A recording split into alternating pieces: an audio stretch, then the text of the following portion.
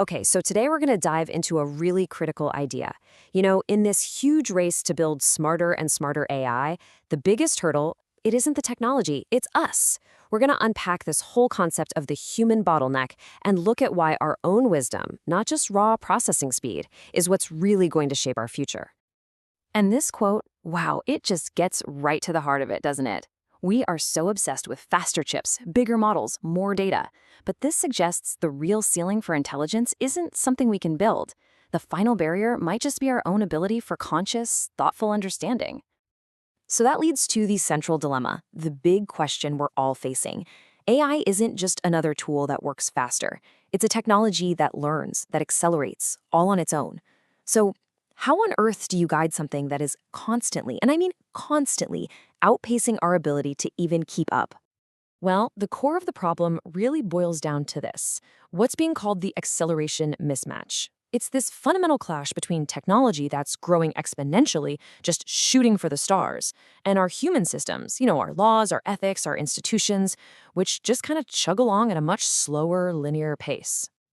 This slide just lays it out so clearly. It's like we're operating on two completely different clocks. Over on the left, you've got AI. It learns recursively, it improves itself, and its capabilities can scale across the entire planet in a matter of hours. And then there's us, on the right. Our wisdom, well, that evolves over generations through slow, careful reflection. We're just not built for the same kind of speed. And calling AI a disruptor feels like a huge understatement. A much better word is amplifier, because that's what it does. It takes whatever we point it at, our goals, our biases, our best intentions, and our worst, and it magnifies them on a global scale. It's less of a new tool and more like a megaphone for all of humanity. So this incredible power to amplify things creates a massive problem for how we govern ourselves. The gap between how fast technology is changing and our ability to regulate it, well, it's not a gap anymore. It's a chasm, and our old rulebooks, they just can't keep up. This challenge isn't new. It was actually identified decades ago in what's called the Collingridge dilemma. And it's the perfect catch-22. When a technology is brand new, we don't know enough about its potential harms to regulate it properly. But by the time we do understand the risks, the technology is so woven into the fabric of society that trying to control it is incredibly difficult, if not impossible. And that is exactly where we are right now. This really highlights the pivot we have to make. Our old model of reactive governance, basically waiting for something bad to happen before we do anything, is completely broken. At the speed AI moves, the damage is done before a committee can even schedule a meeting. We have to shift to an anticipatory approach, designing flexible policies that can actually evolve with the tech and hopefully get ahead of crises before they happen. But here's the thing. Even with the smartest, most forward-thinking policies in the world, there's still one final, ultimate limiting factor. The problem isn't just the technology, and it's not just the rules we write for it. The real bottleneck in the age of AI is us. It's really that simple and that profound.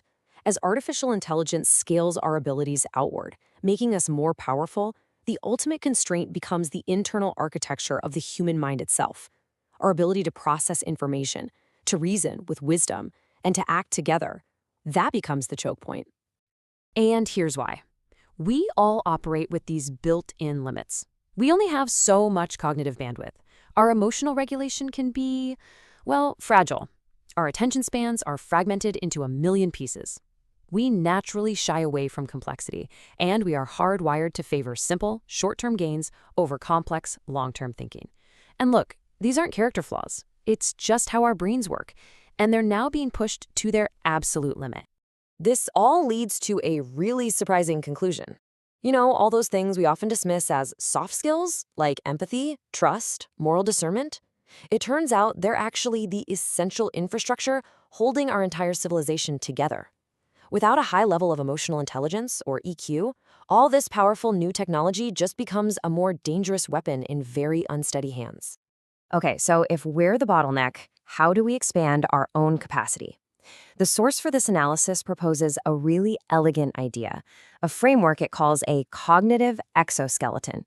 Just think of it like a toolkit for our minds, a set of 4 lenses to help us see the world more clearly and navigate this new, incredibly complex era.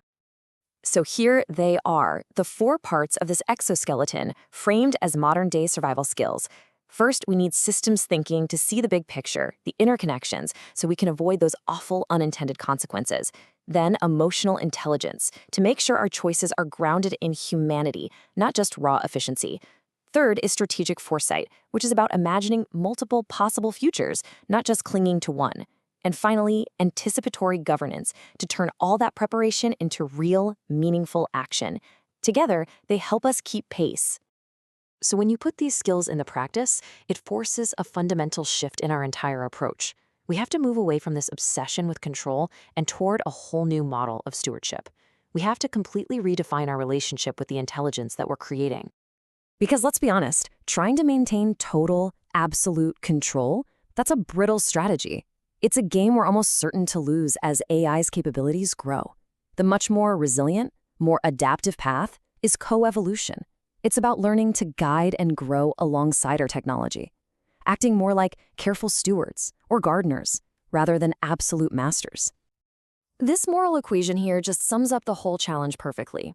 On one side, you have AI's recursive power, which is always increasing. You multiply that by human intent, and what you get is the trajectory of our civilization. And you'll notice the only variable in that entire equation that we actually have control over is our own intent. So how do we make sure our intent is wise when everything is moving at an exponential pace? Well, the answer isn't to just try and slow everything down. That's impossible. The antidote to all this speed is presence. It's the ability to be deliberate, to be aware, to be purposeful in our actions, even when we're surrounded by chaos. It's awareness moving at the speed of relevance.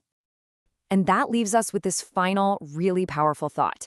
After all the talk about neural networks and data sets and processing power, it turns out the most decisive algorithm that will shape our future isn't going to be artificial at all.